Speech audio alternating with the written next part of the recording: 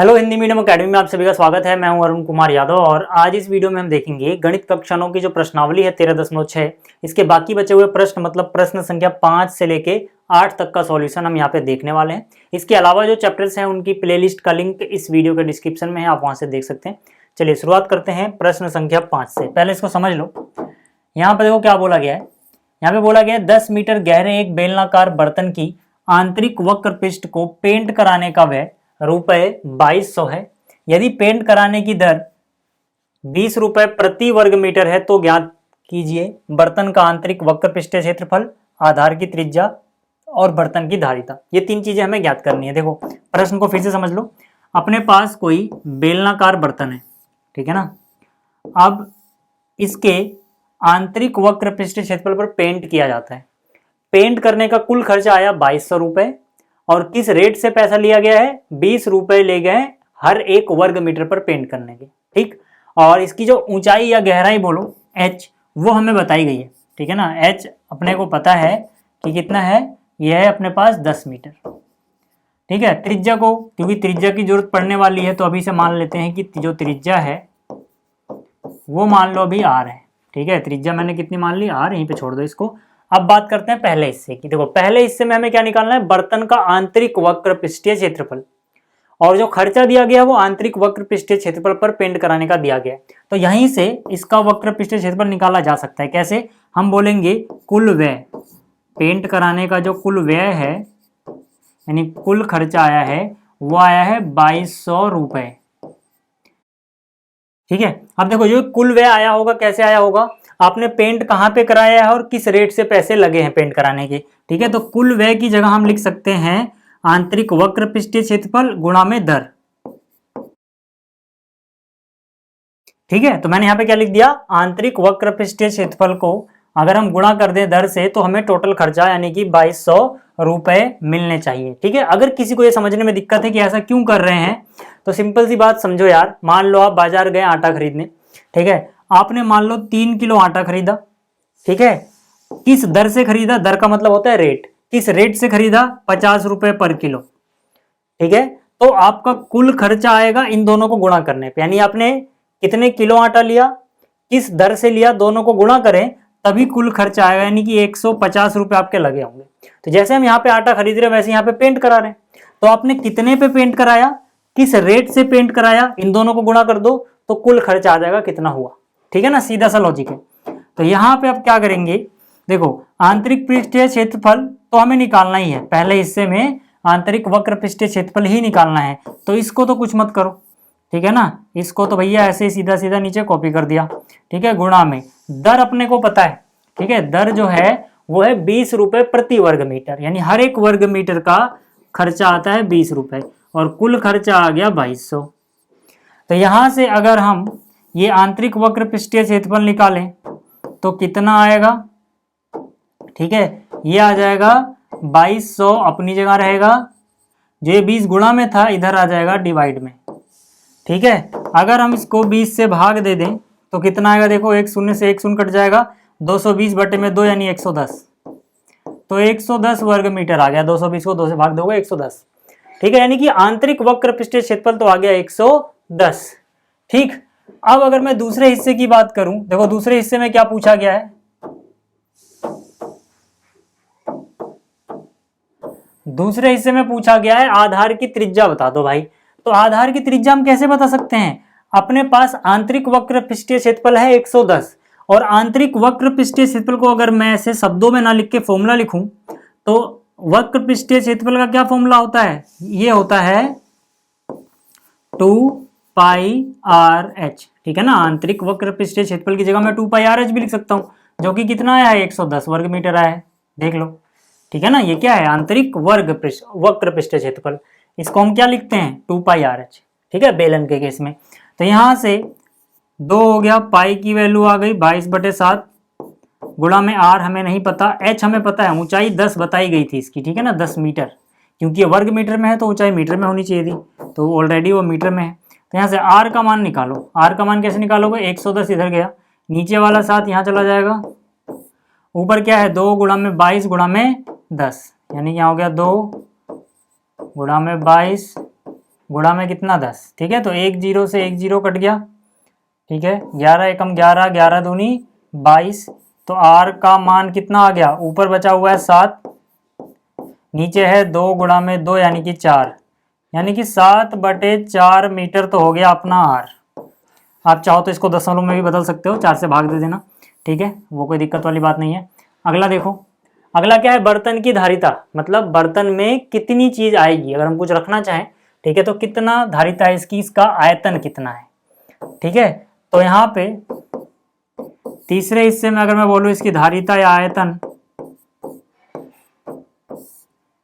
ठीक है, तो बेलन के केस में धारिता क्या होती है, पाई r स्क्वायर h, ठीक।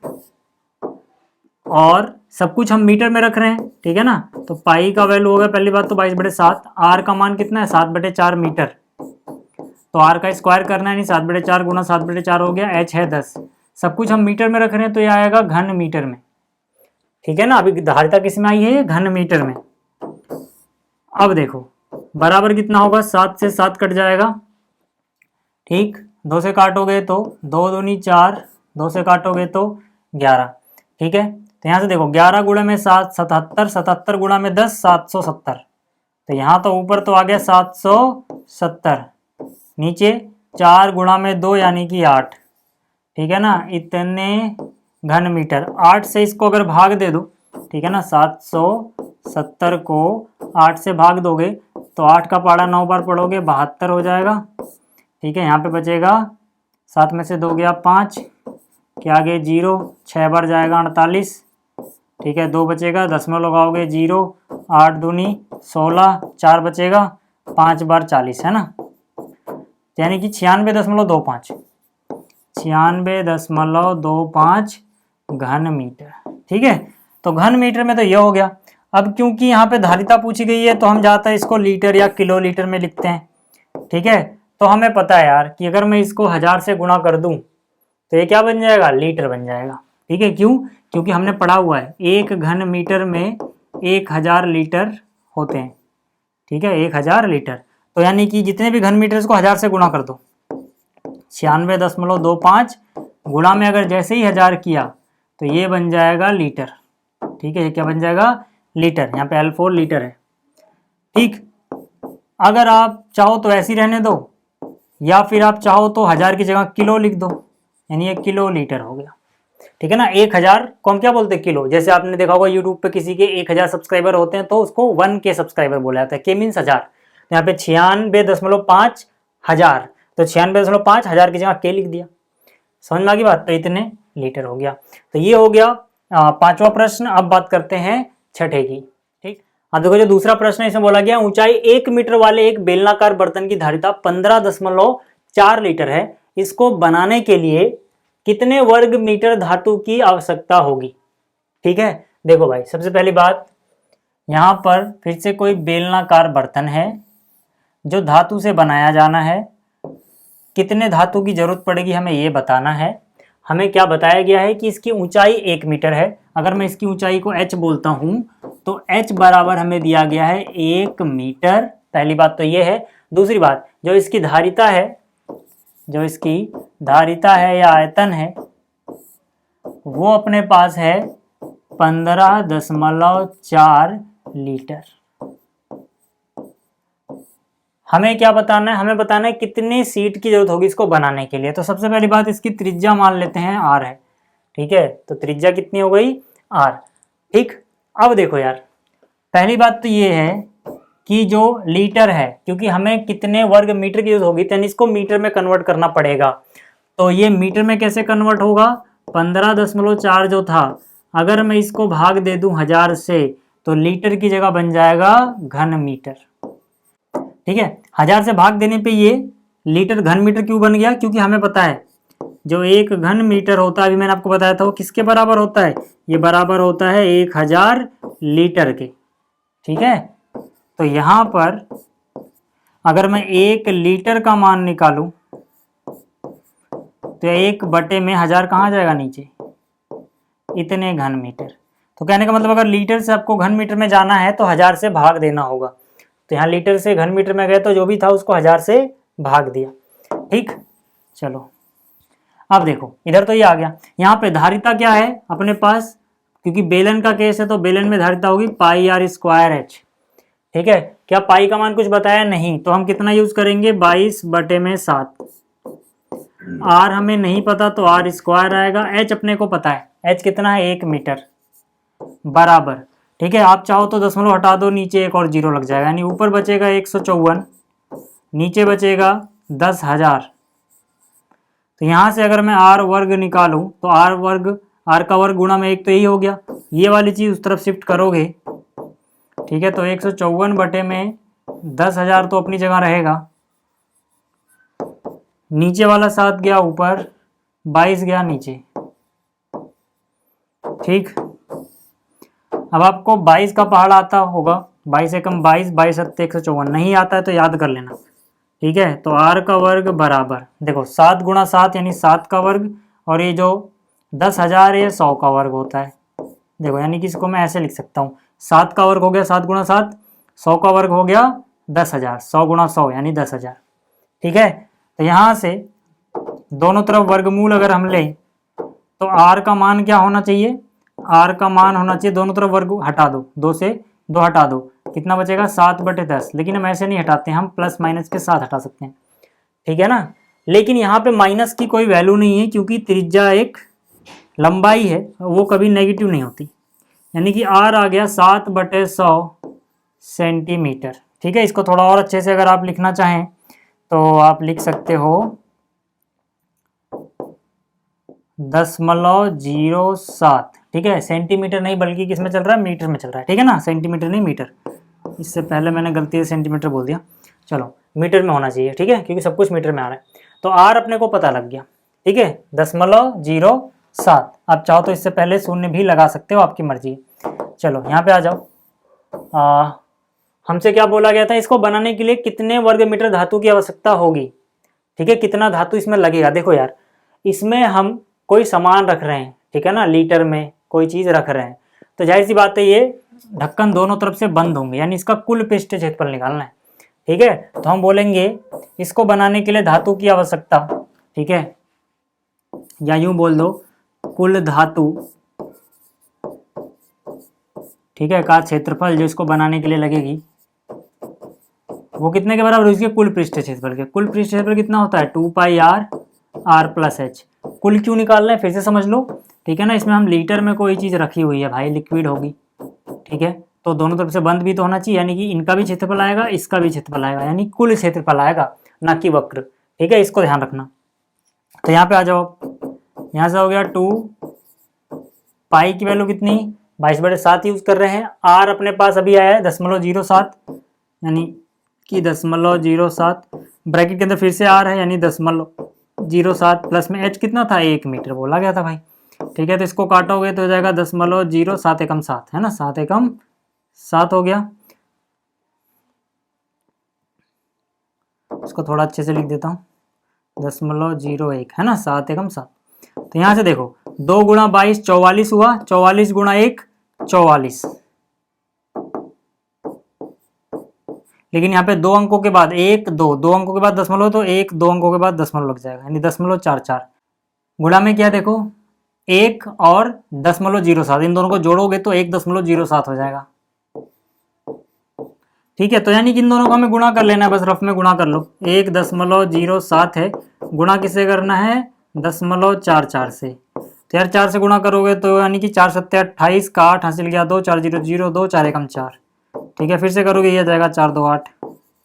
ठीक, यहाँ से कितना हो जाएगा 8, 8 2 का 0 हासिल 1, 4 2 6 और 1 7, और यहाँ पे कितना आ गया 4, यानी 4 7 0 8, और 2 के बाद यहाँ 2 के बाद, यानी 4 के बाद दशमलव लग जाएगा। ठीक है ना, 2 अंकों के बाद यहाँ दशमलव है और 2 ही अंक के बाद यहाँ दशमलव है, तो 2 और 2 4, यानी 1 2 3 4 अंक छोड़ के दशमलव आओगे। तो कहने का क्या मतलब हुआ कि यहाँ पर अपने पास ये हो जाएगा 0.4708। ठीक है, अच्छा ये हो गया धातु का कुल क्षेत्रफल। किस में आएगा, इकाई क्या रहेगी इसकी वर्ग मीटर, क्योंकि त्रिज्या और ऊंचाई मीटर में थी तो क्षेत्रफल वर्ग मीटर में होगा। ठीक है, तो ये भी इजी क्वेश्चन था, हो गया। अगला प्रश्न देख लेते हैं, ये रहा आपके सामने अगला प्रश्न। अब देखो जो ये अगला प्रश्न है यानी प्रश्न संख्या 7 जो है ये काफ़ी इंपॉर्टेंट है, बहुत बार इस तरह के क्वेश्चन पूछे जाते हैं, तो इसको जरा ध्यान से देखना। हालांकि ये भी आसान है, कोई टेंशन वाली बात नहीं है। इसमें बोला गया है शीशे की एक पेंसिल है जो लकड़ी के एक बेलन के अभ्यंतर में ग्रेफाइट से बने ठोस बेलन को डालकर बनाई गई है। पेंसिल का व्यास 7 मिलीमीटर यानी mm है और ग्रेफाइट का व्यास 1 मिलीमीटर है। पेंसिल की लंबाई 14 सेंटीमीटर है। तो लकड़ी का आयतन और ग्रेफाइट का आयतन हमें निकालना है। कहानी अगर समझ में नहीं आई तो सिंपली आप सोचो, आपने पेंसिल तो कभी ना कभी इस्तेमाल की होगी, हो सकता है अभी भी कुछ कामों में पेंसिल की जरूरत पड़ती हो आपको, यानी पेंसिल तो आप सब जानते हैं। तो पेंसिल होती कैसी है, देखो यहाँ पर किनारे किनारे लकड़ी होती है पेंसिल में, बीच में वो हिस्सा होता है जिससे हम लिखते हैं, ठीक है ना, वो काला वाला हिस्सा जिससे लिखा जाता है। ये किस चीज से बना होता है, ग्रेफाइट से बना होता है, ठीक है। तो बीच में ग्रेफाइट है जो कि बेलन के आकार का है और किनारे किनारे लकड़ी है, ठीक है ना। पूरी पेंसिल भी बेलन के आकार की है। इस बेलन की ऊंचाई यानी कि h जो है वो तो हमें बताया गया है सीधा सीधा कि पेंसिल की लंबाई है 14 सेंटीमीटर। जितनी पेंसिल की लंबाई होगी उतनी ही उसकी बेलन के लिए h हो जाएगा, क्योंकि पेंसिल बेलनाकार है, ठीक है ना। बेलन की लंबाई ही उसकी ऊंचाई होती है, तो h हो गया 14 सेंटीमीटर। अब देखो जो पेंसिल का व्यास है वो हमें बताया गया है और जो ग्रेफाइट का व्यास है वो हमें बताया गया है।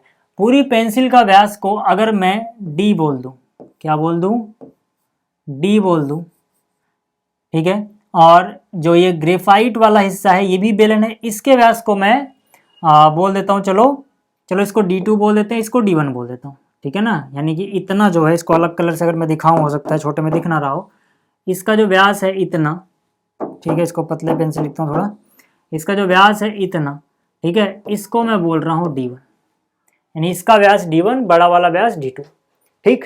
तो हमें जो d2 यानी बड़ा वाला व्यास है पूरी पेंसिल का वो बताया गया है 7 मिलीमीटर, और जो छोटा यानी ग्रेफाइट का जो व्यास है वो बताया गया है 1 मिलीमीटर, ठीक है।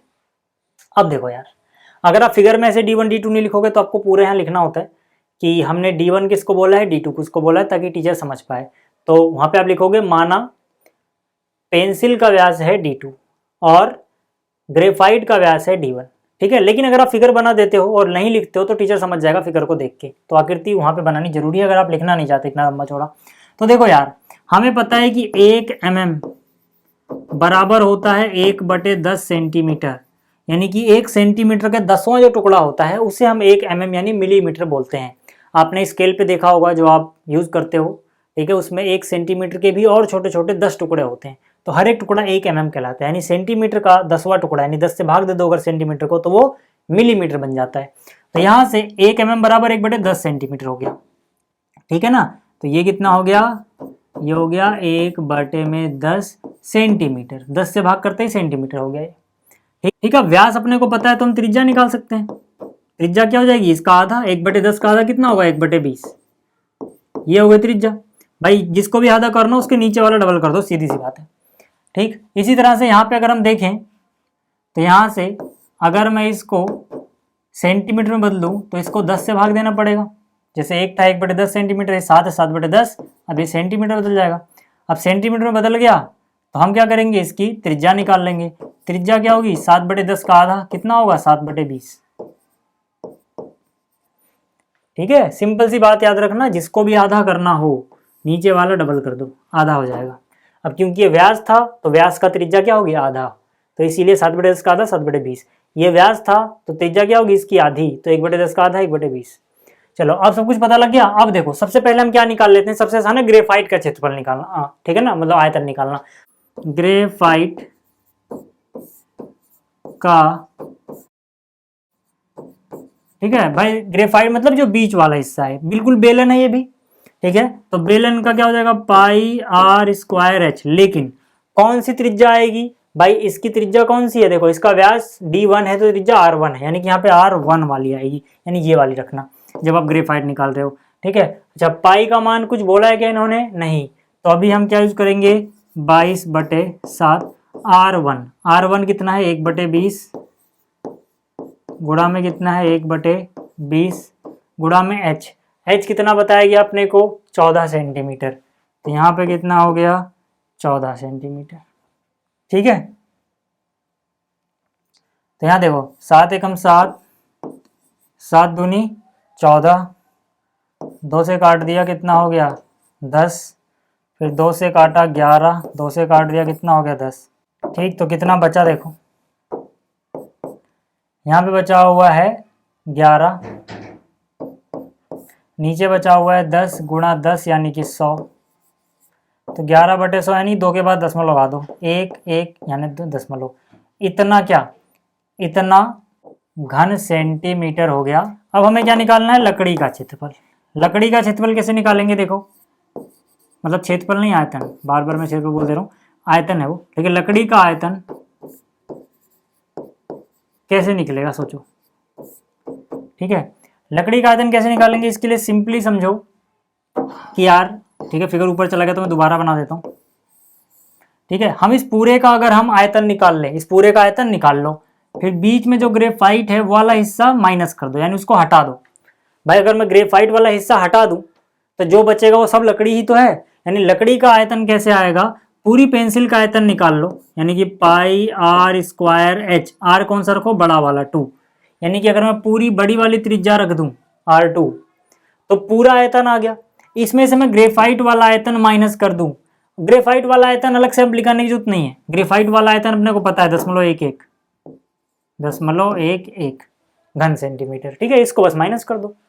ठीक है, यानी कि ये पूरी पेंसिल का निकाला, इसमें से ये माइनस कर दिया। आप चाहो तो अगर आपने, जिसने ये क्वेश्चन पहले किया होगा, ठीक है, यानी पहले ही अगर जिसने लकड़ी का आयतन निकाला होगा उसने ऐसे किया होगा, पाई आर स्क्वायर एच, ये क्या चीज है, यहाँ पे अगर R1 लिख रहे हो तो यानी ग्रेफाइट है। ठीक है ना, फिर उसने क्या किया होगा, बहुत सारे लोगों ने ऐसे पाई कॉमन लिया होगा क्योंकि उन्होंने पहले ही लकड़ी का निकाला होगा। लेकिन हम ऐसा क्यों नहीं कर रहे, क्योंकि हम तो ग्रेफाइट का निकाल चुके हैं ना, तो दोबारा मेहनत क्यों करनी। अगर हमने ग्रेफाइट का निकाल लिया है तो उसको लिख दो यार सीधा सीधा, ये रहा, ये हो गई पूरी पेंसिल, उसमें से ग्रेफाइट हटा दिया, जो बचा वो लकड़ी है। चलो अब यहाँ से क्या होगा देखो, पाई का मान हो गया 22/7। ठीक है, R2 बड़ा वाला R रखना है, बड़ा वाला R कितना था देखो, बड़ा वाला जो R था R2 7/20 था। ठीक है, तो ये कितना हो जाएगा 7/20 गुणा में 7/20। ठीक है, R का वर्ग हो गया, इनटू में H, H अपने को पता है 14 है, H तो सेम ही है ना, चाहे ग्रेफाइट की बात करो, चाहे लकड़ी की, चाहे पेंसिल की। ठीक, ये हो गया। अब फिर से यार 7 से 60 कट गया, 2 से काटोगे ये 10 हो जाएगा, 2 से काटोगे ये 11 हो जाएगा, फिर 2 से काटोगे ये 10 हो जाएगा, 2 से काटोगे ये 7 हो जाएगा। ठीक है, तो यहाँ से कितना हो गया देखो, 11 गुणा में 7 कितना हुआ 77, गुणा में 7 और बचा हुआ है, नीचे कितना है 10 गुणा 10 यानी कि 100, माइनस में कितना है 0.11। तो यहाँ से 7 7 49 का 9 हुआ, हासिल गया 4, 7 7 49 और 4 53, 2 के बाद दशमलव लगा दो, माइनस में कितना 0.11 है। ठीक है, मतलब इन दोनों को गुणा किया, 539 आया था, लेकिन नीचे 100 है तो 2 के बाद दशमलव लग गया। ठीक, तो इसमें से घटा दो यार, 9 में से 1 गया 8, 3 में से 1 गया 2, दशमलव के नीचे दशमलव, और कितना 5.28 घन सेंटीमीटर। ये हो गया लकड़ी का। अब देखो जो अगला प्रश्न है ये भी काफी आसान है। इसमें बोला गया है, एक अस्पताल के एक रोगी को प्रतिदिन 7 सेंटीमीटर व्यास वाले एक बेलनाकार कटोरे में सूप दिया जाता है। यदि यह कटोरा सूप से 4 सेंटीमीटर ऊंचाई तक भरा है तो इस अस्पताल में 250 रोगियों के लिए प्रतिदिन कितना सूप तैयार किया जाता है। तो कहानी में कुछ ये है कि भाई अपने पास है कोई बेलनाकार कटोरा, ठीक है। अब इस बेलनाकार कटोरी की ऊंचाई कुछ भी हो, लेकिन हमें सिर्फ उससे मतलब है कि इसमें सूप कितना भरा गया है।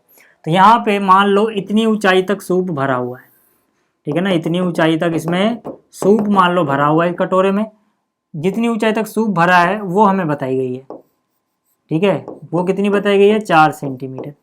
अब देखो इस कटोरी की ऊंचाई तो ये पूरी है, लेकिन हमें उससे मतलब नहीं है। क्यों? क्योंकि हमें तो इससे मतलब है कि कितना सूप लगेगा प्रतिदिन 250 रोगियों के लिए। तो हम इतनी ही ऊंचाई लेंगे जितनी ऊंचाई तक सूप है, क्योंकि उसके ऊपर तो सूप है नहीं, तो उससे हमें कोई मतलब नहीं है। ठीक है। अगर मैं इसकी त्रिज्या को r बोल दूं, इसकी त्रिज्या को क्या बोलूं r, और इसके व्यास को d बोल दूं, तो यहाँ पे इसका व्यास हमें बताया गया है, कटोरे का व्यास हमें बताया गया है 7 सेंटीमीटर। अगर व्यास 7 सेंटीमीटर है तो पक्की बात है भाई त्रिज्या इसका आधा हो जाएगी, यानी 7/2 सेंटीमीटर हो जाएगी। ऊंचाई जैसा कि मैंने बोला हमें सिर्फ इतनी लेनी है जितनी सूप की है, कितनी है 4 सेंटीमीटर। ठीक है, अब देखो यहाँ पे हम बोलेंगे एक रोगी के लिए प्रतिदिन जो सूप लगेगा वो कितना होगा भाई, जितना इसका आयतन होगा। आयतन कितना, πr² h। फिर से बोल रहा हूँ h कौन सा लेंगे हम, सिर्फ इतना, पूरा नहीं। ठीक है, तो एक रोगी के लिए इतना, तो सीधी सीधी बात है 250 रोगियों के लिए, 250 रोगियों के लिए प्रतिदिन सूप बराबर, एक के लिए इतना है तो 250 के लिए क्या करोगे, 250 से गुणा कर दोगे, इसका 250 गुना हो जाएगा और क्या। ठीक है ना। अब देखो यार बस इसे हमें कैलकुलेट कर लेना है, तो ये हो जाएगा 250 की जगह लिखा मैंने 250, पाई का मान क्या बताया गया है कितना लेना है, नहीं, तो यहाँ पे हो गया 22/7 गुणा में r का वर्ग, r अपने को पता है 7/2, तो 7/2 का वर्ग मतलब 7/2 गुणा 7/2 हुआ। ऊंचाई हमें लेनी है 4। ठीक है, अब देखो गुणा कर लो यार। अब गुणा करना आसान कैसे है, देखो देखो देखो यहाँ पे पहले इन दोनों गुणा करना, क्यों, क्योंकि यार 250 का 4 गुना सीधा सीधा 1000 होता है, 25 चौके 100, एक जीरो और लगा दो ना, फिर 1000 की गुणा भाग आसान रहती है। इसलिए मैं क्या कर रहा हूँ, मैं पहले इसको इससे गुणा कर ले रहा हूँ।